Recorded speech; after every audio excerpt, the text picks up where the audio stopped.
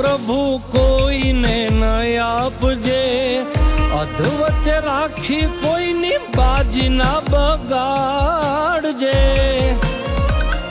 ઓ માયા લગાડી કોઈના દિલ ના દુભાવજે, જીવતર કોઈનું નયામ રજળાવજે.